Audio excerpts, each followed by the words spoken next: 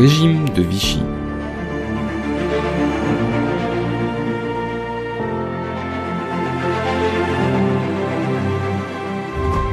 Bonjour à tous.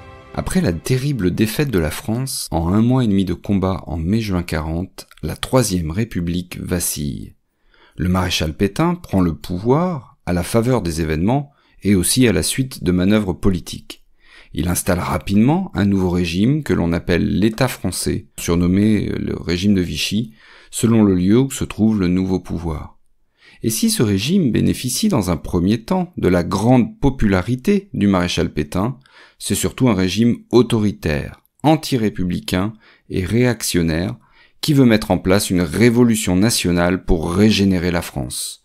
Ouvertement collaborateur avec l'Allemagne nazie, le régime de Vichy traque les juifs et les résistants. Voyons ensemble tous ces points pour comprendre ce qui caractérise ce régime politique particulier, le régime de Vichy, une période sombre que connaît la France de 1940 à 1944. Pétain entre au gouvernement dans des temps très difficiles, alors que l'armée française est bousculée par l'offensive allemande. Et c'est en fait Paul Reynaud, le président du Conseil, qui fait appel à lui. À la base, c'est un symbole que l'on appelle le vainqueur de Verdun de 1916. L'idée, c'est de redonner du courage aux Français, galvaniser l'armée.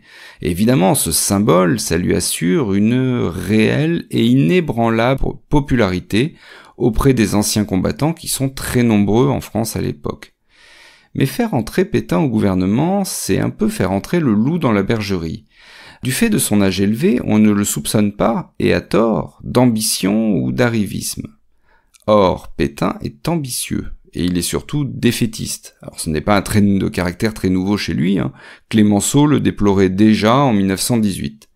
Et donc Pétain va manœuvrer au sein du gouvernement, aidé par d'autres partisans de l'armistice, pour isoler ceux qui veulent au contraire poursuivre la guerre, dont Paul Reynaud. Et d'ailleurs, celui-ci est mis en minorité le 16 juin, et il préfère démissionner. Le président de la République, Albert Lebrun, demande alors aussitôt à Pétain de former le gouvernement. Et donc, quand le maréchal Pétain parvient au pouvoir, en juin 40, il a 84 ans.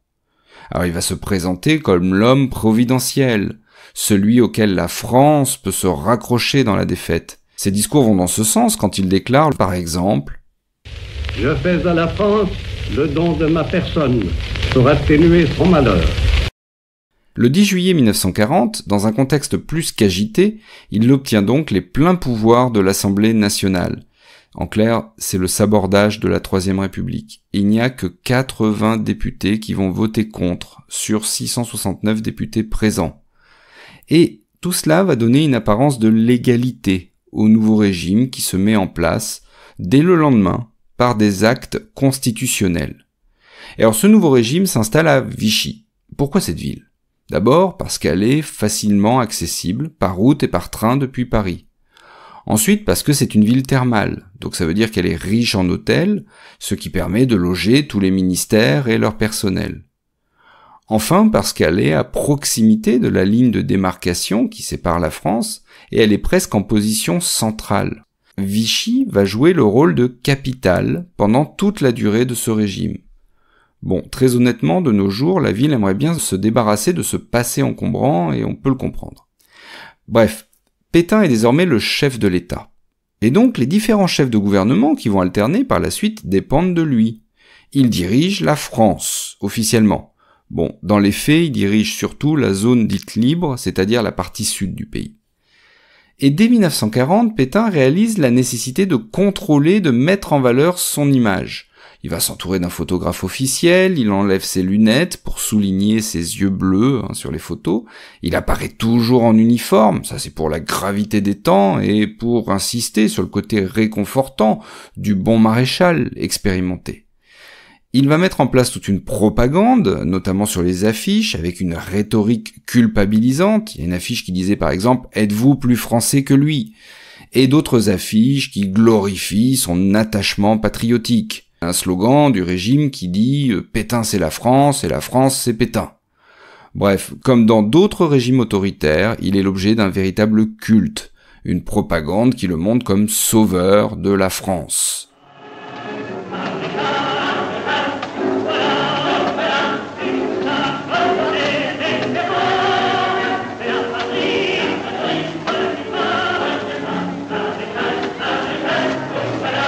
Ces portraits sont d'ailleurs amplement diffusés. Il y a 10 millions de cartes postales qui sont imprimées en 1940 avec justement son portrait. Les enfants des écoles sont encouragés à lui écrire des poèmes et des lettres, et d'ailleurs Pétain en reçoit jusqu'à 2000 par jour. L'emblème personnel du maréchal, la francisque, cette hache à double tranchant, devient l'emblème officiel du régime, et accompagne d'ailleurs toutes ses représentations. Spontanément, on va chercher à lui rendre hommage. On va baptiser une aiguille des Alpes l'aiguille Pétain, on appelle un certain nombre de rues des villes Maréchal Pétain. Et dès qu'il voyage en zone libre, des foules très nombreuses sont là. La présence du maréchal à Bourg-en-Bresse est saluée avec l'affection débordante de tout un peuple. Et quand le maréchal se penche sur des berceaux, c'est à l'avenir de la France que songe notre chef.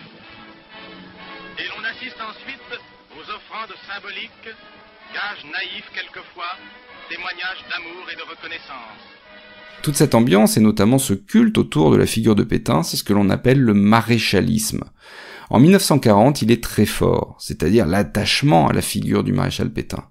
Attention, il faut distinguer le maréchalisme du pétainisme, de l'adhésion aux idées du maréchal Pétain. Ça, on verra qu'il est beaucoup moins marqué. Revenons au régime qu'il met en place. C'est un régime, on a dit, autoritaire, centré autour de la figure du maréchal Pétain.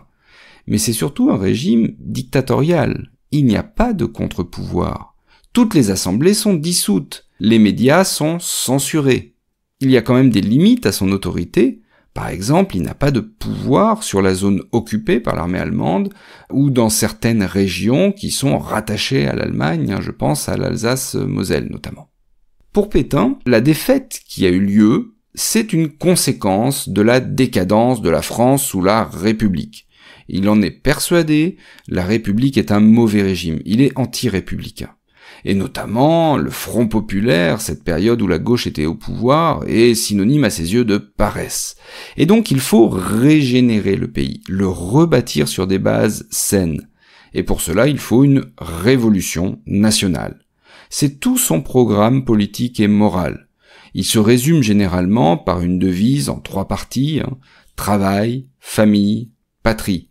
Une devise qui, évidemment, reprend et substitue la devise républicaine liberté, égalité, fraternité. Alors, travail d'abord. Pour le travail, déjà, on réunit les métiers dans des corporations. C'est la charte du travail de 1941. Et les professions libérales ont créé des ordres pour les encadrer. L'ordre des médecins, l'ordre des notaires, l'ordre des architectes. Alors, ces ordres, au passage, existent toujours. Tous les syndicats sont dissous, au profit d'un syndicat unique. La grève est aussi interdite. Enfin, le travail qui est le plus mis en valeur est celui de la terre. Il y a d'ailleurs un slogan très célèbre du régime qui dit, je cite, « La terre ne ment pas ». On encourage un retour à la terre. La famille, ensuite. Évidemment, il faut lutter contre la baisse de la fécondité que connaît la France, comme d'autres pays européens d'ailleurs, dans les années 30. Et donc on encourage les familles nombreuses. On encourage aussi la place et le rôle de la mère. Alors, la fête des mères est encouragée. Alors oui, ce n'est pas une création du régime de Vichy, elle est antérieure, mais en revanche, elle va être complètement institutionnalisée sous le régime de Vichy. Attention, la place de la femme, pour le régime de Vichy, c'est de rester au foyer pour s'occuper des enfants. La future épouse peut recevoir une allocation si elle s'engage, après son mariage, à ne pas travailler. Et d'ailleurs, la femme est toujours soumise à l'autorité du père de famille. Donc, on encourage la fécondité, on encourage le retour des femmes à la maison, et on interdit l'avortement, avec des peines très lourdes, une avorteuse est même condamnée à mort pendant cette période. Enfin, évidemment, on limite le divorce. Troisième axe, la patrie. Alors, pour célébrer la patrie, on met en place des organisations de rassemblement. La Légion française pour les anciens combattants, avec comme but de propager la Révolution nationale et de lutter contre tous ceux qui s'y opposent. Ça, c'est pour les plus vieux. Et pour les plus jeunes, on crée les chantiers de jeunesse. Alors les chantiers de jeunesse, ils remplacent le service national, et c'est un peu sur le modèle du scoutisme. L'idée, c'est de faire des individus sains, forts physiquement, et qui aiment leur patrie. Ils permettent aussi, évidemment, de diffuser une propagande pétainiste. Pour toute la dimension morale, on s'appuie sur l'Église. L'Église est là pour assurer le contrôle et le redressement moral du pays. Bon, on a compris, c'est un programme réactionnaire, avec beaucoup de thèmes et d'idées de la droite conservatrice, de l'Église catholique et de l'extrême droite. C'est donc une période où l'extrême droite est au pouvoir. Notamment, on voit bien les idées de l'Action française de Charles Maurras, qui était une ligue catholique et monarchiste de l'entre-deux-guerres. C'est une politique qui cherche à revenir sur tous les acquis de la Révolution française et plus largement des évolutions sociales liées à l'industrialisation. Attention, ce n'est pas toutefois un programme fasciste. Il n'y a pas de parti unique, il n'y a pas non plus d'embrigadement massif de la jeunesse. Mais les ennemis du régime, eux, sont clairement identifiés. C'est tous ceux que le régime appelle l'anti-France. Les juifs, les francs-maçons, les communistes, les résistants. D'ailleurs, très rapidement, on commence par arrêter des hommes politiques éminents qui étaient au pouvoir dans les années 30. Blum, Mandel, Daladier, Reynaud, et on les juge responsables de la défaite. Et pour cela, il y a un procès qui s'ouvre à Riom. En octobre 40, un statut des Juifs est mis en place, avec un texte de loi qui est corrigé de la main même du maréchal Pétain. Les Juifs sont exclus des fonctions publiques, leur nombre est limité à l'université, dans le commerce, dans les spectacles, et précisons qu'il s'agit d'une initiative française, sans qu'il n'y ait de réelle demande allemande. Les Juifs étrangers sont internés, et les Juifs français, eux, subissent des rafles régulières, la plus célèbre étant celle du Veldiv, en juillet 42 à Paris, où 13 000 Juifs sont arrêtés, transférés à Drancy et livrés aux Allemands. Le projet est allemand, mais Vichy l'a soutenu et surtout a prêté sa police pour son exécution. Il n'y a pas d'officiers allemands qui participent à la rafle du Veldiv, ce ne sont que des policiers français. Et d'ailleurs, Vichy offre même aux Allemands les enfants, ce que les Allemands ne souhaitaient pas, au motif qu'il ne faut pas séparer les familles. Au total, 75 000 Juifs seront déportés pour la France, c'est-à-dire un quart des Juifs de France. Et sur ces 75 000 Juifs, seulement 2 500 reviennent vivants.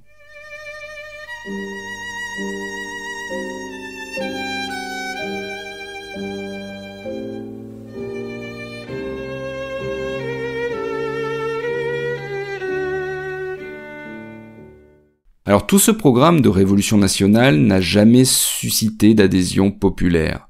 Il faut bien distinguer la popularité du maréchal Pétain, très forte en 40, et de l'autre ces idées ou les idées propagées qui paraissent suspectes, excessives ou dictées par les Allemands.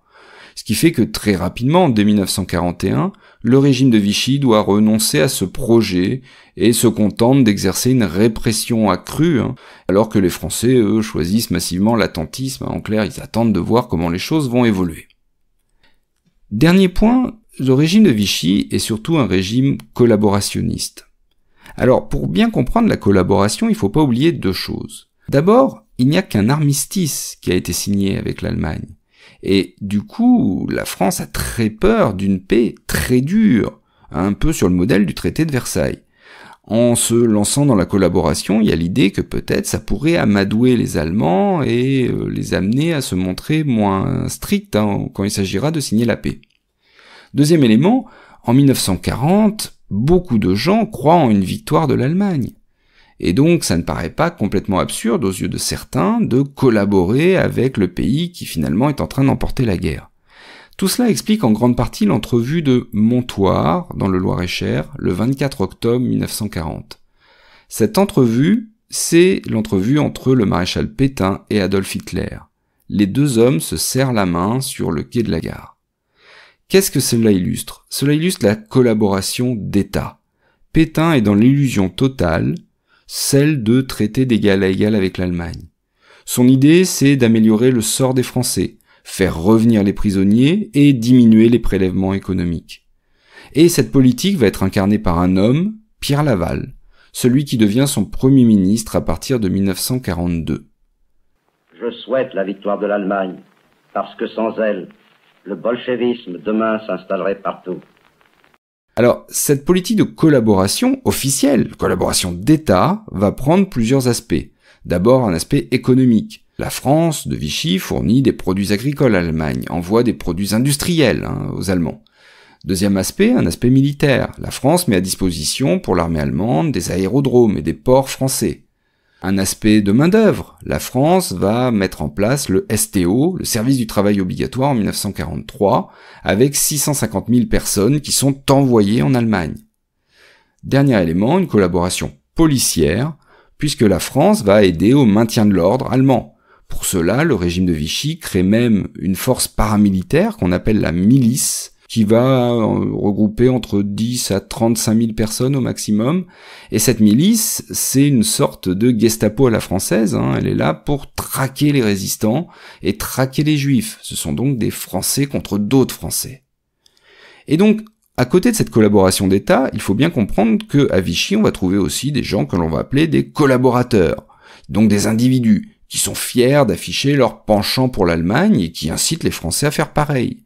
On s'affiche avec les Allemands dans certains lieux culturels. Des intellectuels signent des articles ou des livres pour s'engager dans ce combat. On peut citer Brasillac, Drieux-La Rochelle ou le journal Je suis partout. Enfin, on a aussi une collaboration politique avec même des partis politiques pro-nazis. C'est le cas du Parti populaire français, PPF, de Doriot. En fait, les vrais collaborateurs sont peu nombreux. Un historien les avait estimés à 2% de la population.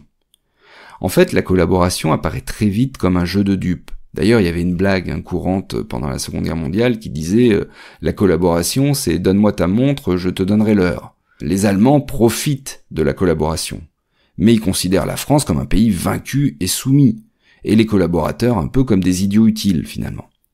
De toute façon, après le débarquement américain en Afrique du Nord, en novembre 1942, ce que l'on appelle l'opération Torche, les Allemands envahissent la zone dite libre le 11 novembre 1942. Dès lors, la souveraineté de Vichy n'est plus qu'une fiction, le régime de Vichy devient un simple auxiliaire du pouvoir allemand. Et en 1944, le régime même se fascise, sous la pression des Allemands, puisque les collaborateurs dont on a parlé arrivent au pouvoir. Darnand, le chef de la milice, va être par exemple particulièrement redoutable, ou Déat, Marcel Déat, un collaborateur notoire. Évidemment, les événements tournent en défaveur des Allemands, et pour le régime de Vichy, les choses sont compliquées à partir de 1944 et de la libération du pays. Le régime ne peut plus se maintenir. Les Allemands vont amener avec eux, lors de leur défaite, dans un château à Sigmaringen, le maréchal Pétain et le dernier carré des responsables de Vichy, dont Laval, le chef du gouvernement, qui était un collaborateur notoire dont les Allemands avaient imposé le retour.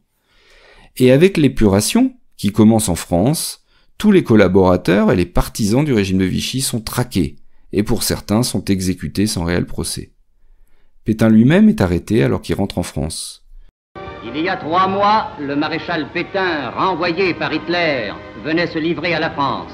À la frontière suisse, le général Koenig prenait livraison de celui qui avait profité de notre défaite pour supprimer la République d'un trait de plume.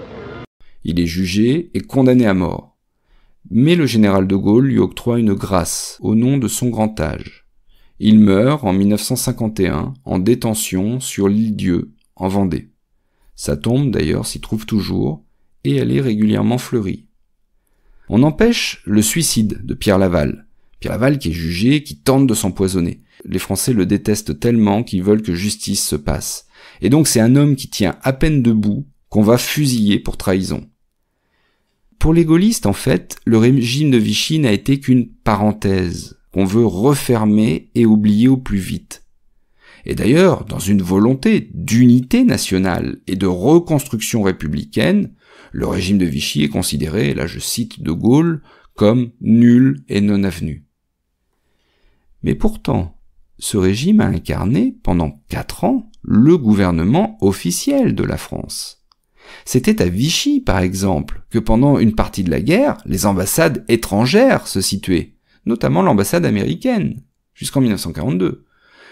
Ce régime a donc incarné une légitimité, opposée à la légitimité des résistants. Et donc, cette période très sombre, cette volonté de l'oublier, et même parfois de la gommer de la mémoire de la Seconde Guerre mondiale, fait du régime de Vichy un sujet encore sensible. Comme l'a écrit l'historien Henri Rousseau, c'est un passé qui ne passe pas, et dont on reparle parfois à l'occasion de campagnes présidentielles. Mais c'est une autre histoire. Merci d'avoir écouté cet épisode jusqu'au bout. Si vous l'avez aimé, n'hésitez pas à en parler autour de vous, à partager les liens vers les épisodes ou l'émission. C'est vraiment très important parce que le bouche à oreille est l'élément décisif pour diffuser et faire connaître un podcast. Et on se retrouve très bientôt pour une nouvelle page d'histoire.